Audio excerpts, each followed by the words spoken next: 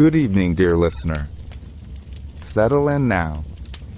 Let the day drift away from your shoulders like a long coat slipped from weary arms, and let your breath grow slow and soft as candlelight.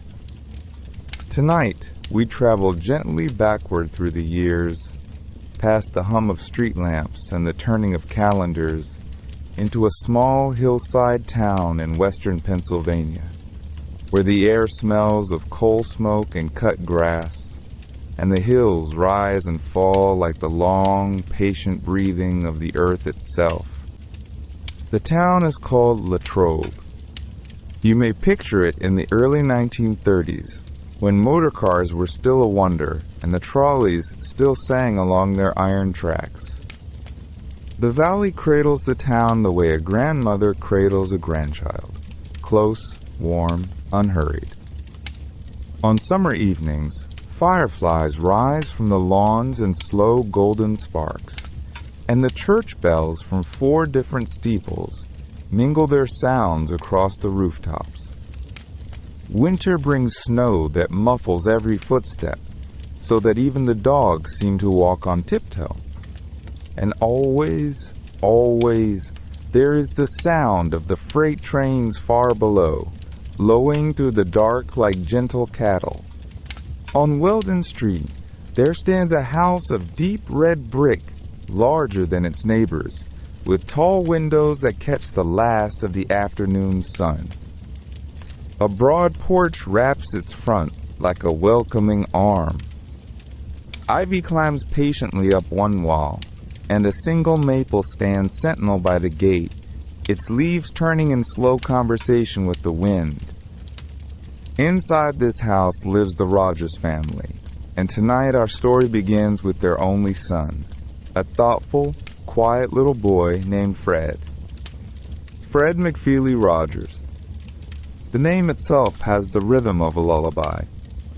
He was born in the spring of 1928, when the crocuses were nosing up through the soft earth and the valley was rinsing itself in pale new green. His mother, Nancy, was a woman of astonishing gentleness, known throughout the town for her quiet kindness. She knitted sweaters by the dozens, warm, soft sweaters in creams and blues, and gave them away to anyone who needed warmth that winter could not otherwise provide.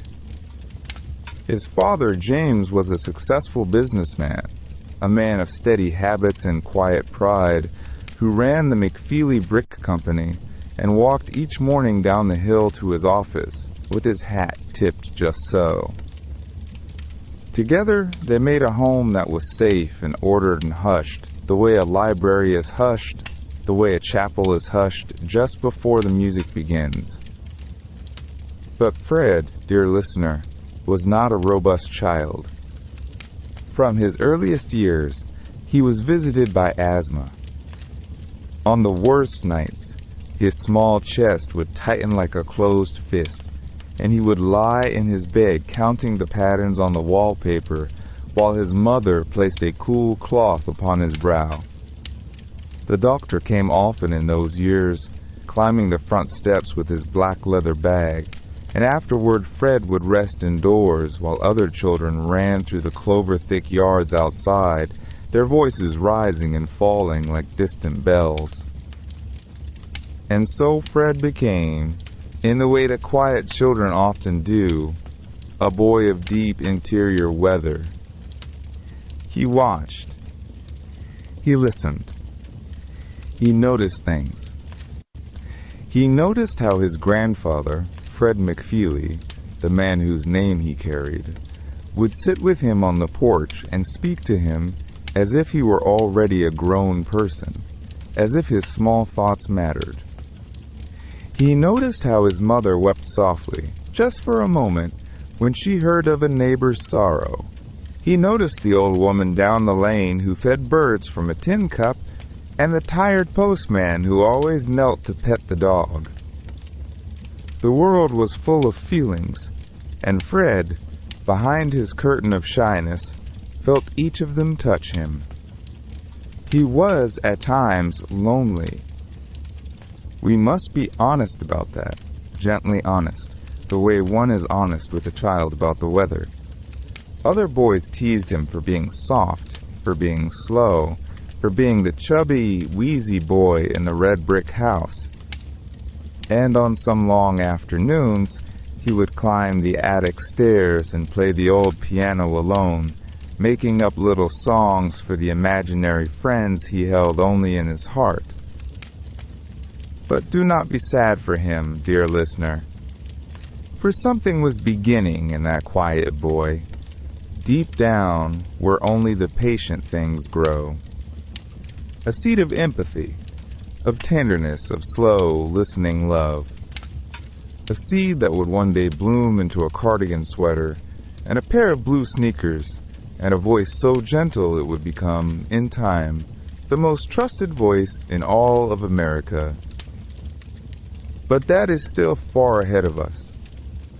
For now, let us leave him here, in the lamplit warmth of Weldon Street, with his mother's knitting needles ticking softly in the parlor, and the great maple outside whispering its long green benediction as Latrobe settles into the quiet of another hillside night. Now, let us move a little further out from town, beyond the street lamps of Weldon Street, past the last of the tidy brick houses and the white-steepled churches, until the road begins to climb. Up it goes through the gentle Pennsylvania hills, where the fences lean comfortably on their old posts, and the cows turn their slow heads to watch the world go by. Up into the country, where the sky opens a little wider, and the air carries the sweet, dusty smell of hay drying in the sun. Here, on a green slope that rolls down toward a creek, stood the hillside farm of a man named Fred Brooks McFeely. He was the boy's grandfather on his mother's side, and though the whole family called him Ding Dong, for reasons no one could quite remember, young Freddie simply called him Ding Dong too, and loved him with a quiet completeness that only children and grandfathers truly understand. The farmhouse was made of stone, pale and warm in the afternoon light, with deep windowsills where the summer flies dozed, and a long wooden porch that looked out over the orchard. And, oh, the orchard. Row upon row of apple trees, their branches bent low with fruit in the autumn, their blossoms pink and white in the spring, their leaves whispering together in every season, like old friends trading news. A boy could wander there for hours, and no one would call him home until the supper bell rang. Freddie loved to visit. He loved the wide plank floors that creaked beneath his small shoes. He loved the smell of wood smoke and coffee and leather. He loved the great stone walls that his grandfather's ancestors had laid, stone by patient stone, across the fields so long ago that the moss had grown thick upon them, and the rabbits had made little doorways between the rocks. He loved the pond where the frogs sang their slow evening chorus. And most of all, he loved his grandfather. Now, Ding Dong McFeely was not a loud man. He did not shout, and he did not hurry, and he did not make a great fuss over anything. But he had a pair of eyes that saw a small boy clearly, without trying to change him, and a voice that spoke to that boy as though his thoughts were worth listening to. He would sit in his rocking chair on the long porch, and he would pat the seat beside him, and he would say, "Come sit a spell, Freddie."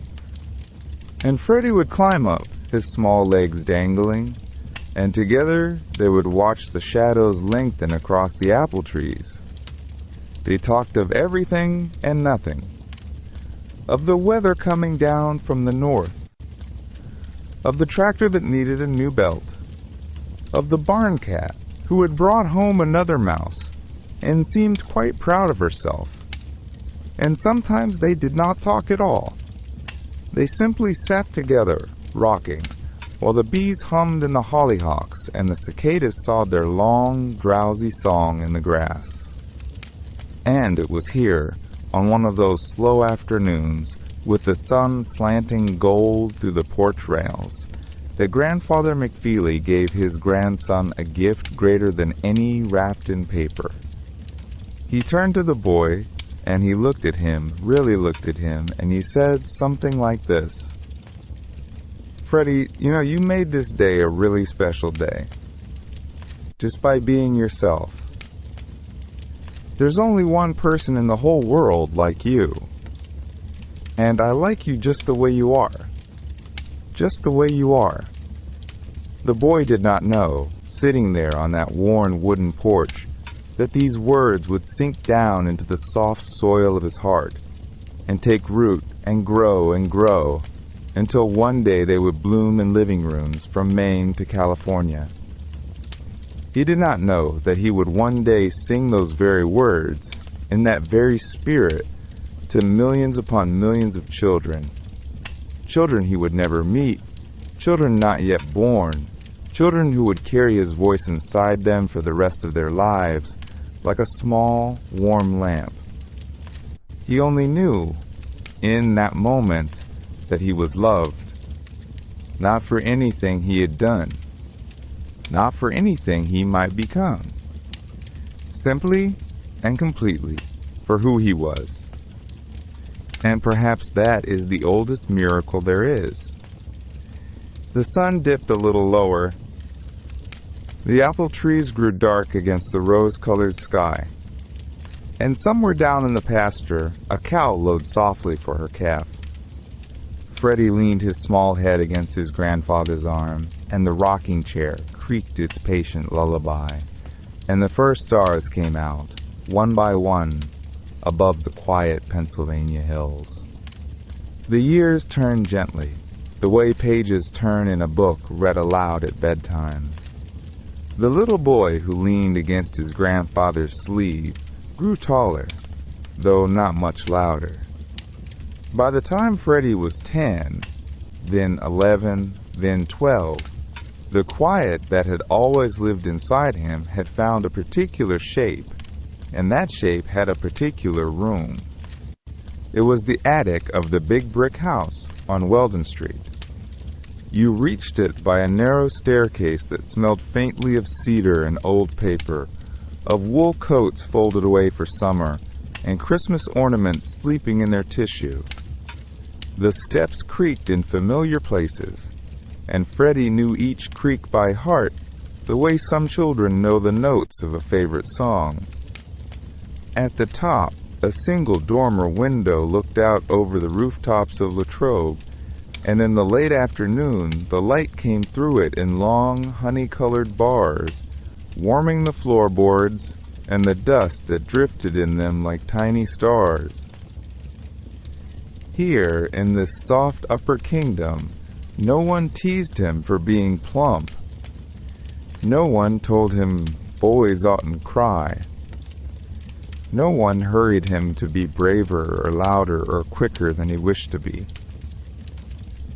Here, he could simply be. And here, two quiet friends were always waiting. The first was a piano. It was an old upright, its wood grown darker with the years, its ivory keys yellowed like the pages of a letter kept in a drawer.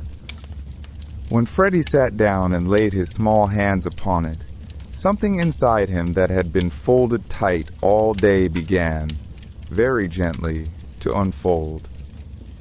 He could not yet put feelings into words, not the large feelings, the lonely feelings, the puzzling feelings of a boy growing up in a world that often felt too loud.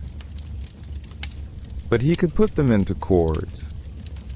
A sadness became a minor key that drifted down like autumn leaves. A happiness became a bright run of notes that skipped along the high end of the keyboard like a stone across a pond.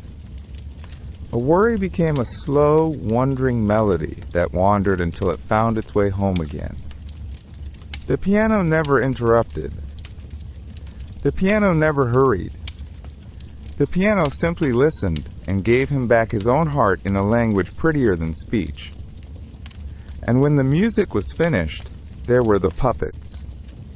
They lived in a little wooden chest near the window, soft creatures made of felt and fabric scraps, some sewn by his mother's patient hands, some pieced together by Freddie himself on long rainy afternoons. There was a tiger with gentle stripes and a shy, kind face. There was a tall, dignified fellow with a paper crown who liked to make royal pronouncements in a deep, fond voice. There was a curious lady with a round, painted nose who said peculiar things and made Freddie laugh out loud in the empty attic, a sound that surprised him each time, as though a bird had flown out of his own chest. He did not yet know their names. He did not yet know that, many years from now, grown men and women across a great country would know those names as well as they knew their own, that a whole neighborhood of make-believe was quietly being born here, in the dust motes and the honey light, in a shy boy's tender imagination. He only knew that when he slipped his hand inside a puppet, the puppet could say the things Freddie could not. The puppet could be afraid of thunder. The puppet could be lonely. The puppet could ask the questions that grown-ups found too small or too strange to answer. And Freddie, working the puppet's little cloth mouth, could answer them, kindly, patiently, the way he wished someone would always answer him. In this way, hour by hour, afternoon by afternoon, a gentle craft was taking shape without anyone noticing, least of all the boy himself. He was learning, without knowing he was learning, that feelings are mentionable and manageable. He was learning that a soft voice can carry farther than a loud one. He was learning that the shy child in the attic and the wise old king on his hand are, in truth, the very same person, speaking back and forth across the tender distance of the self. Outside the dormer window, the sun slipped lower over the Pennsylvania hills. A train whistled somewhere far away, a long, kind sound. The piano cooled. The puppets settled back into their wooden chest, their soft faces peaceful in the dimming light. And Freddie sat a little longer in the quiet, not lonely now, only listening to the house, to the evening, to the first faint whispers of a neighborhood that had not yet been built, but was already, very softly, on its way.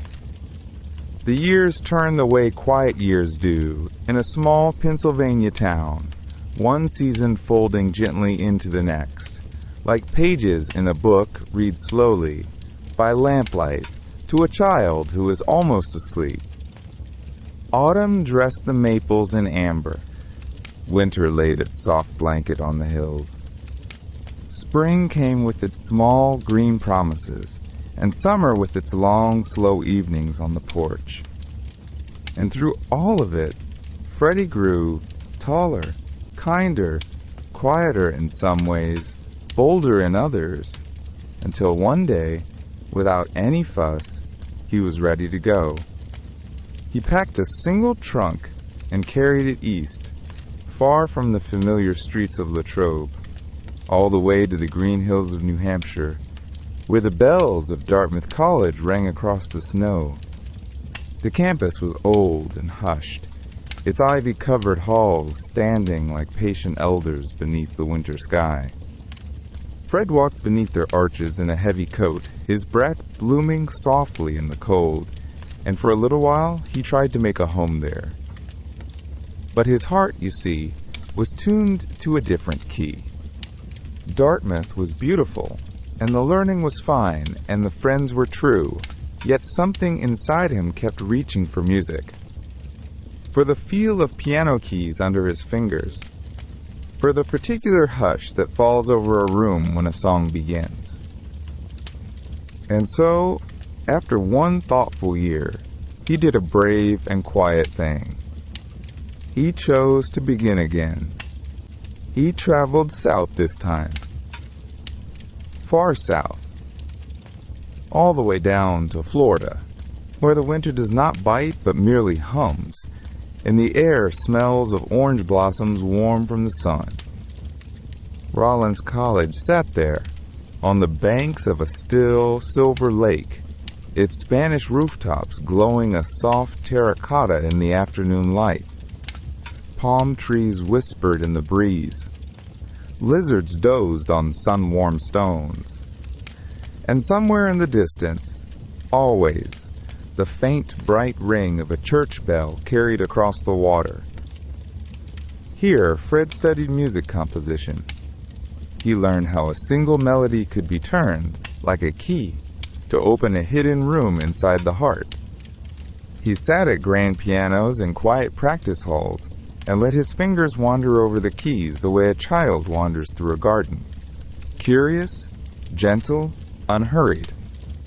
He filled notebooks with little staves of notes, each one a tiny bird perched on a wire waiting to be sung. And it was there, in the warm Florida evenings, among the orange groves and the long golden shadows, that he met her. Her name was Joanne Bird. She was from Jacksonville, bright and quick-witted, with a laugh that could brighten a room before she even stepped into it. She was a pianist, too, a very fine one, and when her hands moved across the keys, the music seemed to know exactly where it wanted to go. Fred noticed her, of course. How could he not? But he did not rush.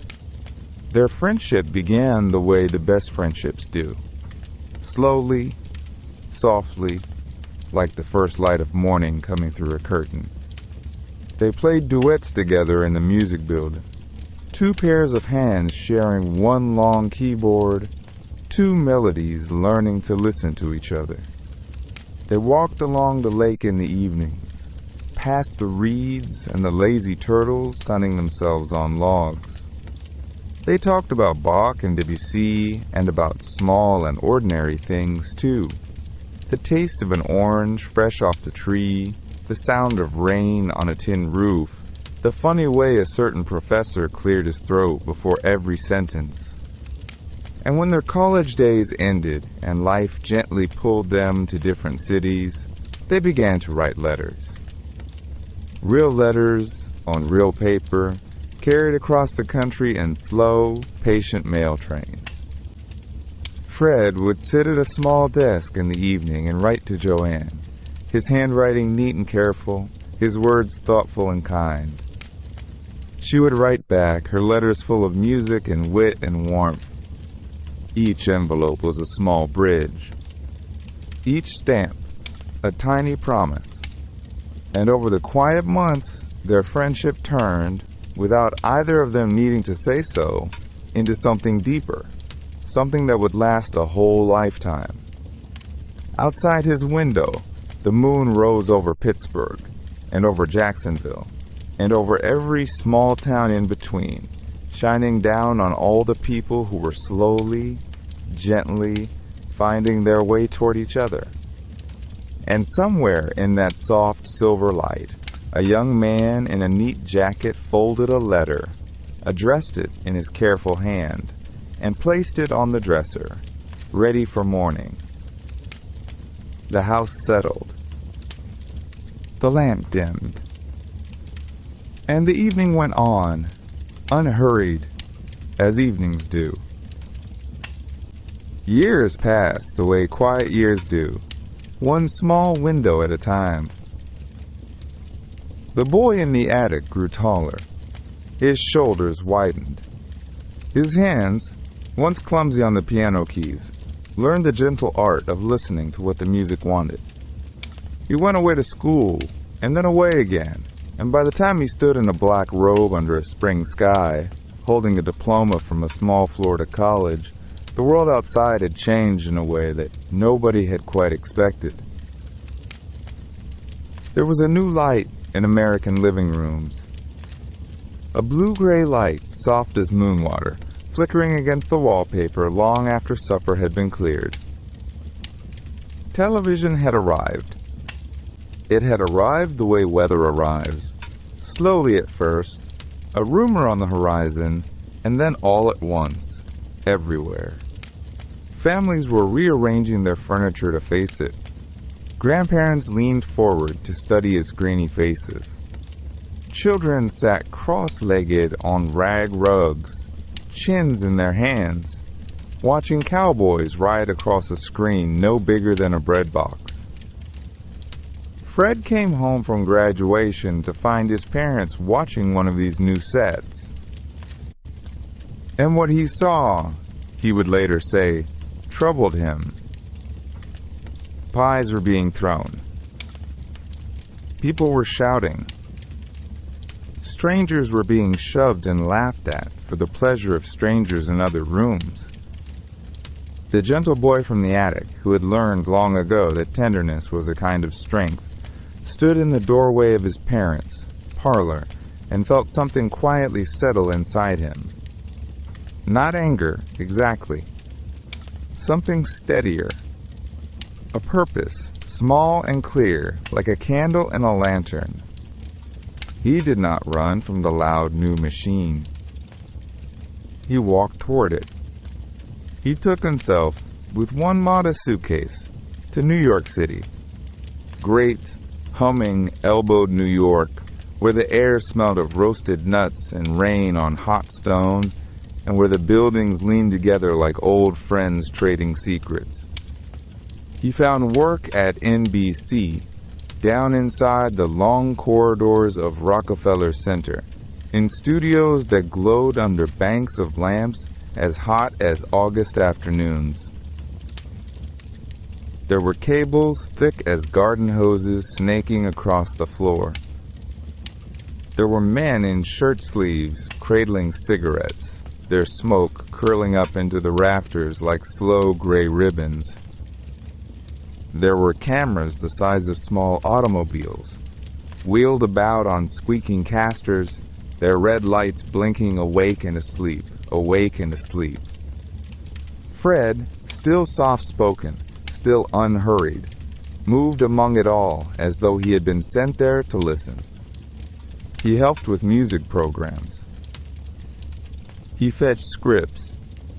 He watched how a song, poured into a microphone in one room, could travel through walls and wires and out into the kitchens of strangers 100 miles away. He thought of those kitchens. He thought of the children in them. He thought of what the blue-gray light might be whispering to them while their parents were busy at the sink. And slowly, the idea that had begun in his parents' parlor began to grow. Television, he saw, was not a pie-throwing machine at all. It was a neighbor. It was a window. It was a long, quiet porch where a kind voice could sit and speak directly to a child, and the child would feel, for a little while, less alone. But New York, for all its glittering energy, was not where his idea wished to live. His idea wished to live somewhere smaller. Somewhere it could take off its shoes. So after a time, Fred went home. Back to the rolling hills of western Pennsylvania, back to the rivers that braided together at Pittsburgh's feet, back to the sooty brick and the ringing streetcars of the city he had always known. There, a brand new public television station had just switched on its first flickering signal. It was called WQED. It had almost no money. It had almost no staff. It had studios that rattled when the trolleys rolled by, and monitors that hummed and drifted, and lights that buzzed like patient summer bees. To most people, it looked like very little. To Fred Rogers, it looked like a garden plot waiting to be planted. He took off his coat. He rolled up his sleeves. He sat down at a piano in the corner of a drafty studio and let his fingers rest for a moment on the keys. Outside, the Pittsburgh dusk was settling in pink and gray and slow, and somewhere in the city a street lamp was humming on, and somewhere a mother was drawing a bath, and somewhere a child was yawning into a storybook. And Fred, looking up at the dim red eye of the camera, began, very gently, to think about what he might say to them. And yet, even as the little red light blinked its patient heartbeat, another light was quietly kindling somewhere deep inside him. It was not the light of ambition, and it was not the light of applause. It was something older and softer, a small, steady glow, like a candle left burning in a window for someone who has not yet come home. Fred had felt it for a long time. It hummed beneath his days the way a lullaby hums beneath a nursery, gentle and almost unnoticed, but always there. And now, in the hush of evenings after the studio lights had dimmed, he began to listen to it more carefully. A calling, he thought. Yes, perhaps that was the right word. A calling, not a shout, not a summons, but a quiet invitation, extended again and again, with infinite patience. So he did a remarkable thing. At the hour most people unwrap their sandwiches, Fred buttoned his coat, nodded to his co-workers, and slipped out into the mild Pittsburgh noon. He walked up the hill, a long, slow hill lined with old maples whose leaves rustled softly, like pages turning in an unseen book.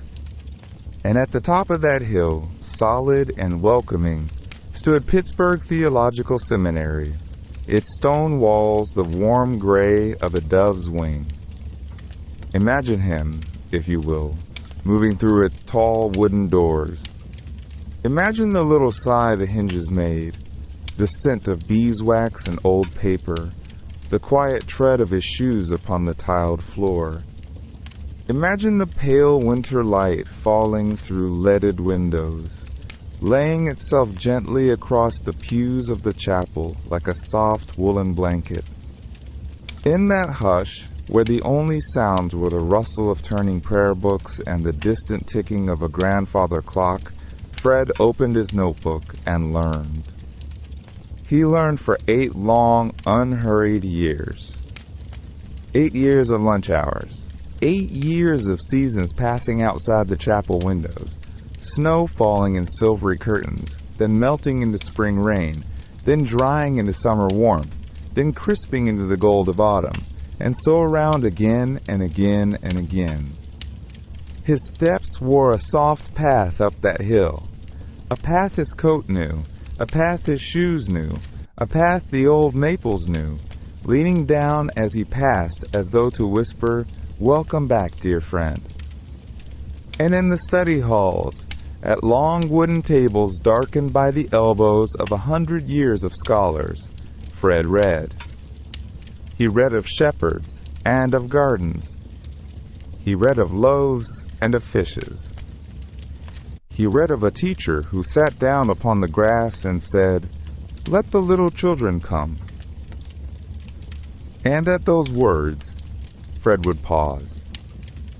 He would lay his pencil down very gently, as if setting a sleeping mouse into a field of clover. And he would think for a long, quiet moment about what that might mean. For him, for his hands, for the curious little silver box in his living room, for the children all across the land who were, at that very moment, climbing onto couches and asking to see a show. He did not hurry. The seminary did not hurry him. One lesson at a time, one book at a time, one candlelit prayer at a time. The stone walls were patient. The teachers were patient. The calling was patient. And when at last the 8th year came to its gentle close, Fred stood before his elders, and they laid their warm hands upon his shoulders, and they ordained him a Presbyterian minister. But his mandate was like no other.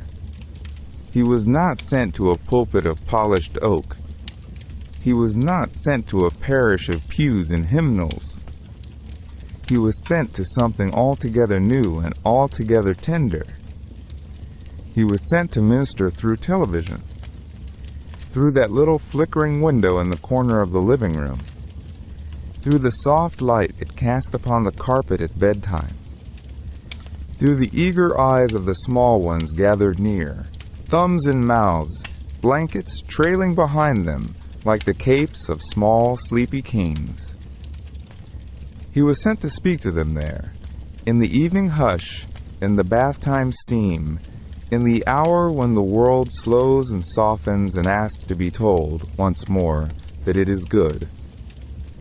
And as he stepped out of the seminary on that final day, the Pittsburgh sun was setting kindly over the hills, painting the rooftops in rose and honey. The maples along the path rustled him a long, low goodbye. And Fred,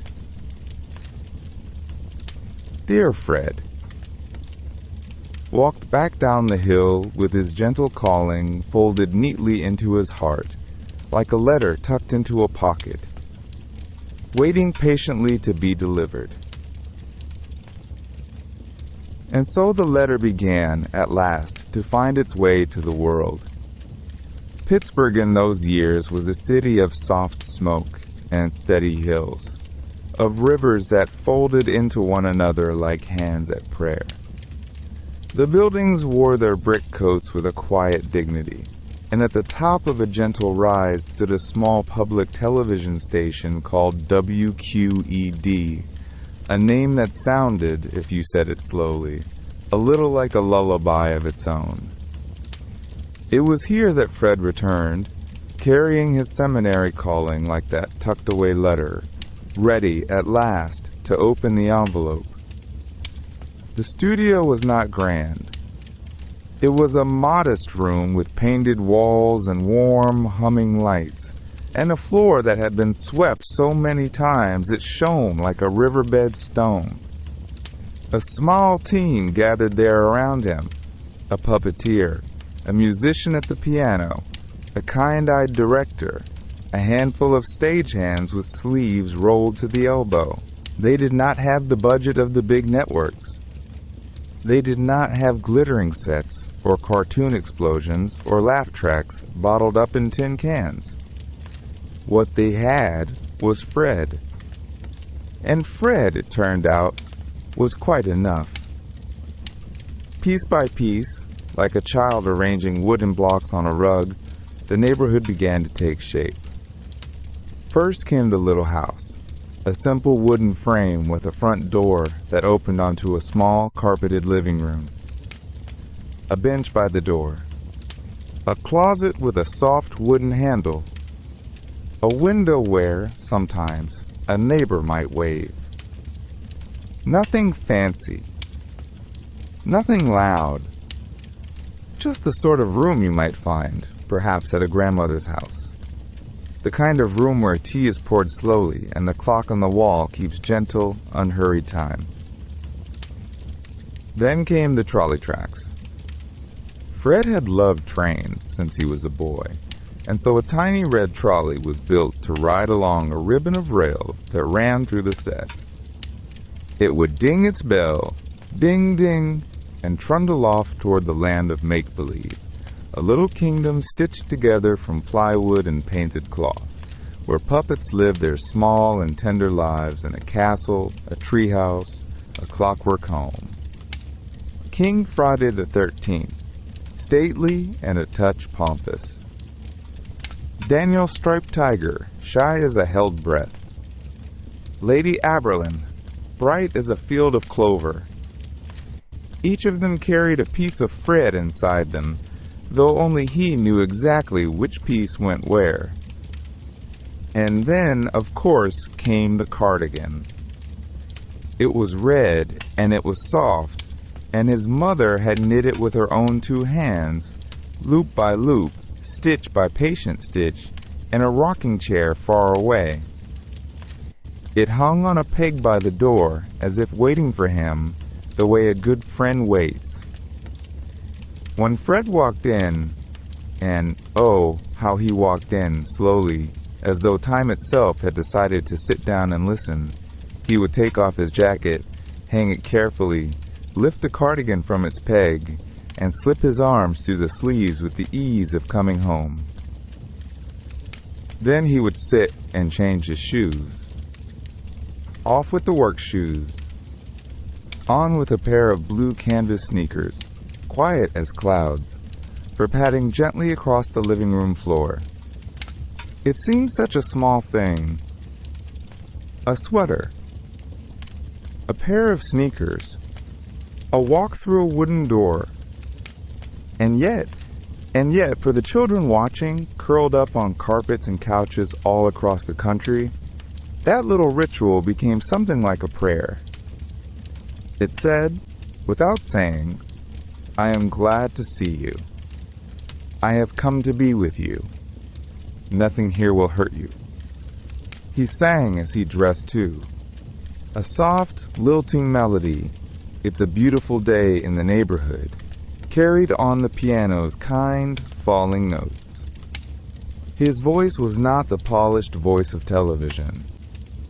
It was the voice of a man who had learned in hospital rooms and seminary halls that the most important words are the quiet ones, the ones whispered at bedtime, the ones offered when a child is afraid of the dark.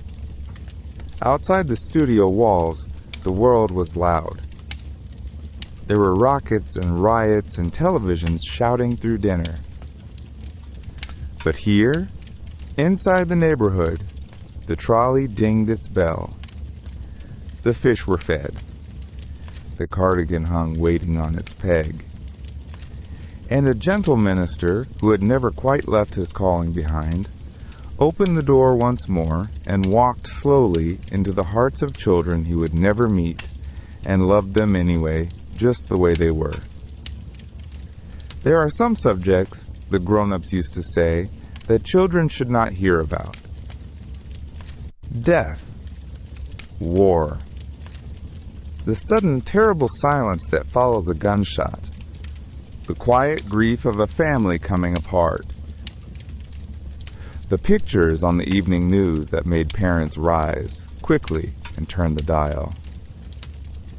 These things, it was said, were too big for small hearts, too sharp for small ears. Fred Rogers did not quite believe this. He had grown up a lonely boy himself, and he remembered, as clearly as if he still stood at the top of the stairs listening, how frightening it was to feel something enormous stirring in the house and not know its name. He remembered that children always knew. They knew when the air changed. They knew when their mother's eyes went somewhere far away. And he believed, very gently, that what a child could not name, a child could not hold.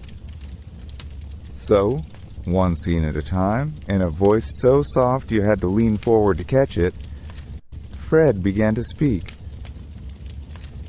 In the spring of 1968, when the country was still reeling from one loss and about to suffer another, he looked into the camera and spoke about assassination. Not the word, the feeling. He held up a balloon and let the air out, slowly, so children could watch something shrink and soften and end. He told them it was all right to be scared. He told them it was all right to ask. And across America, in living rooms where parents had not known what to say, Fred said it for them, in that patient, unhurried way of his, as if there were all the time in the world. He spoke about divorce, when divorce was still a word whispered behind closed doors. He said, with a seriousness that belonged to the pulpit, that when grown-ups stopped loving each other, it was never, never the child's fault. He said it twice, in case the little one had not heard him the first time. He let the silence after it breathe. He spoke about war, not in slogans, not in flags, but in the small, true things a child could feel. The missing chair at the table, the father whose laugh had gone quiet, the puzzle of why grown-ups who said they loved peace kept finding reasons to fight. He did not pretend to have answers. He only promised he would not look away. And when a goldfish died on camera, a small, silvery thing floating at the top of its bowl, he did not reshoot the scene. He knelt down at the edge of the water, and with his sleeves rolled carefully back, he lifted the little body out and wrapped it in a paper towel and dug a tiny grave beneath the soil and said a few simple words. He told the children watching that sometimes the ones we love die, that it is all right to cry, that the love does not die with them. When the Space Shuttle Challenger broke apart in a bright winter sky in 1986, and a teacher and her dreams fell with it, and school children across the country watched in a silence no adult had prepared them for, Fred was there again. Soft-voiced, cardigan buttoned. He told them that anything mentionable was manageable, that feelings were not bad, only big, that to speak a fear aloud was to shrink it, just a little, into something a small hand could carry. The look for helpers, he said. And a generation of frightened children lifted their eyes from the rubble on the television and found, at the edges of every sorrow, the quiet figures who had rushed toward it. There was a hush in those episodes. A hush that settled over kitchens and classrooms, over children sitting cross-legged on shag carpets, over mothers who had paused with a dish towel in their hands to listen. A whole nation, it sometimes seemed, fell quiet when Fred Rogers began to speak about the hard things, because he spoke to the youngest among them, and the youngest among us is the part that never quite forgets what it felt like to be small and afraid and uncertain whether the world was still safe. He did not tell them the world was safe. He was too honest a man for that. He told them instead that they were loved, that their feelings mattered, that grown-ups too did not always know the answers, but that the asking was a good and brave thing. And then, in that particular way, he had, as if tucking a blanket up beneath the chin of a sleeping child, he would lower his voice further still and let the music come softly in and remind them, once more, that he liked them just the way they were. But there was a moment, in the spring of 1969, when that quiet voice of his was asked to travel farther than a child's bedroom. It was asked to travel to Washington. The country in those days was loud. Loud with marches and sirens, loud with arguments at kitchen tables, loud with television sets glowing blue against the walls of darkened living rooms. And in the middle of all that noise, a new president had proposed to cut the funding for public broadcasting in half. $20 million. A sum that, to the people who ran these small, earnest stations, felt like the very lamp oil by which they worked. And so, on a warm May morning, Fred Rogers put on a dark suit and a gentle tie, smoothed his hair with the palm of his hand, and walked up the wide stone steps of a Senate office building, where a hearing was waiting for him. The room he entered was a marble room. High ceilings, heavy wooden tables polished to the color of strong tea, microphones standing at attention like silver flowers, and at the front of it all, behind a long curved bench, sat a senator from Rhode Island named John Pastor, a short, tough-minded man with dark brows drawn close together, a cigar chewer's frown, and a famously short patience for people who came to his hearings unprepared. Witness after witness had already spoken. Long reports. thick binders.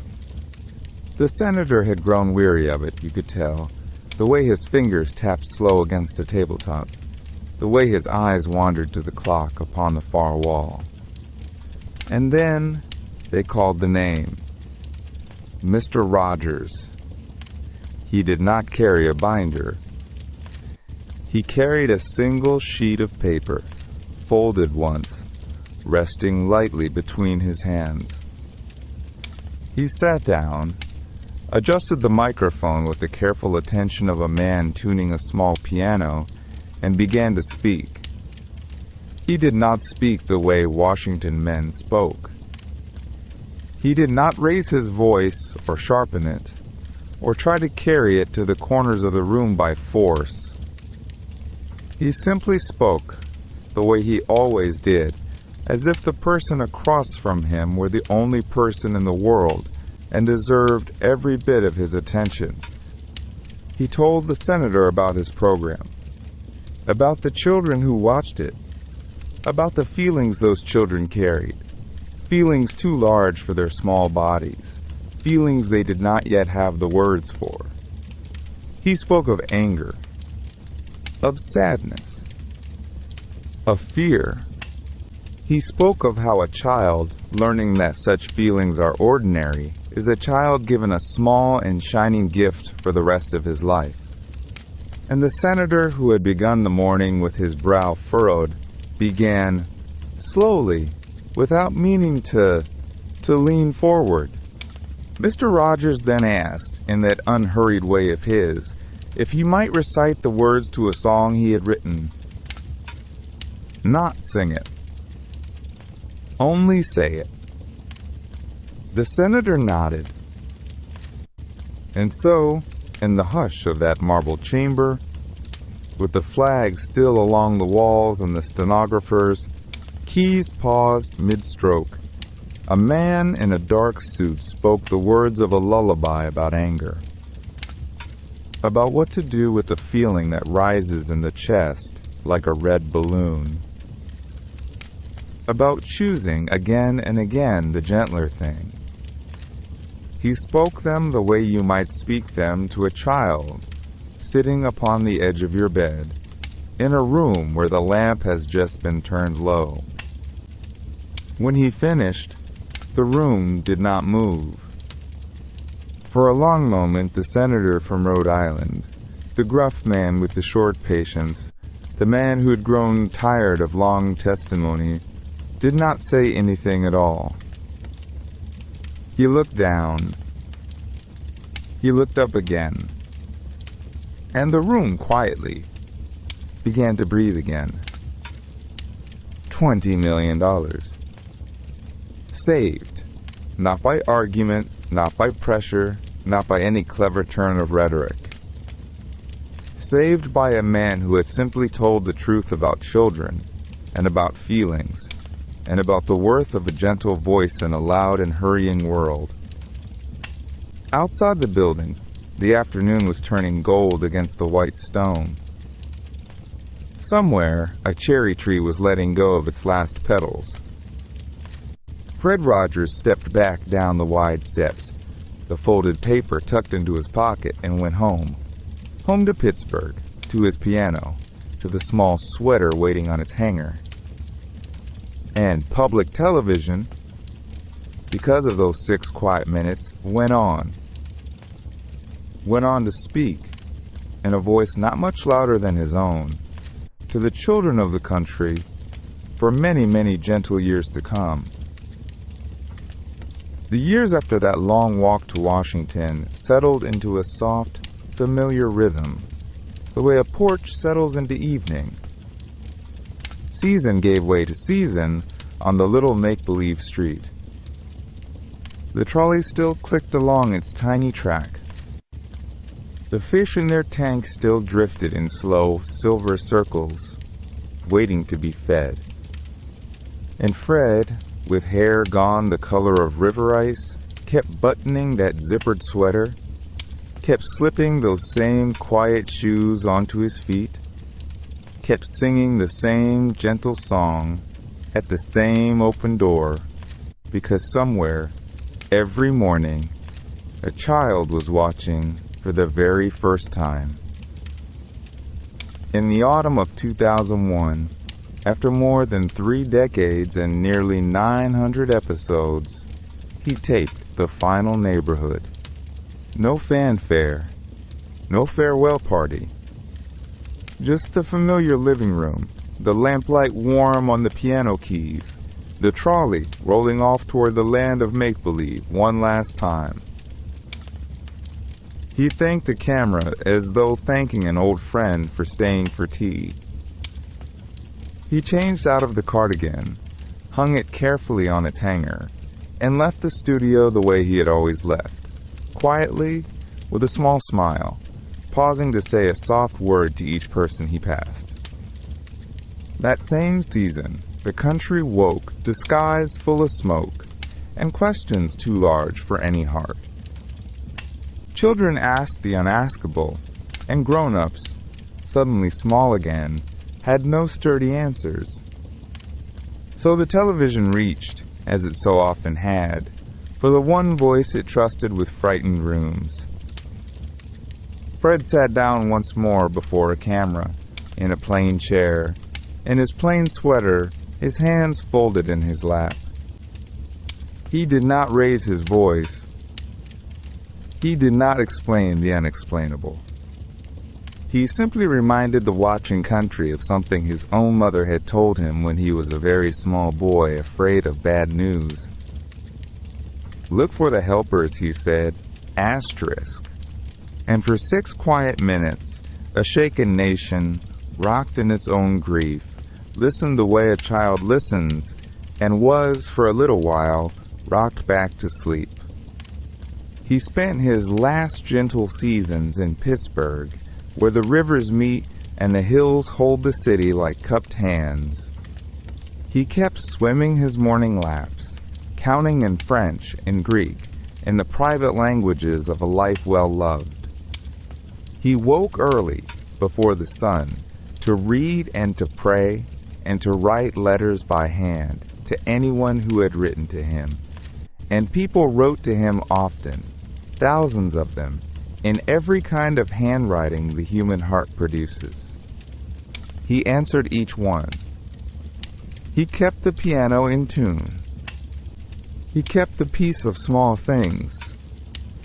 When the illness came, in the winter of 2003, it came quietly, the way everything about him had always come. He did not make a public matter of it. He told his wife Joanne that whatever was meant to happen, he was ready. He asked only whether he had been a sheep, in the quiet way the old story means it, a good and gentle one. She told him yes. Yes, of course. Yes, forever. He died at home on a February morning, while the snow was still on the ground, and the cardinals were visiting the feeder outside the window. He was 74. Somewhere across the country, in a room of bright color and kind voices, a rerun was just beginning. It's a beautiful day in this neighborhood, and it was, and it still is. The red cardigan his mother knit for him hangs now in the Smithsonian, behind clean glass, in a hall where strangers pause and grow unaccountably quiet, the way people grow quiet near old lullabies. The little trolley rests on its little track in a museum in Pittsburgh, tipped forward ever so slightly, as though it has only just stopped. The piano keys are silent. The fish tank is empty. The door of the television house stands open still, in memory, waiting for whoever might need to come inside. And you, listener, wherever you are tonight, whatever weight you carried through the day, whatever small worry sits beside you on the pillow, you are invited now to set it down. To let the slow trolley of sleep roll gently toward make-believe. To remember that a kind man once spent a whole quiet life to tell you a single unshakable thing. That you are loved. That there is no one in the world exactly like you. and that you are liked just the way you are. Sleep well, neighbor. Sleep well.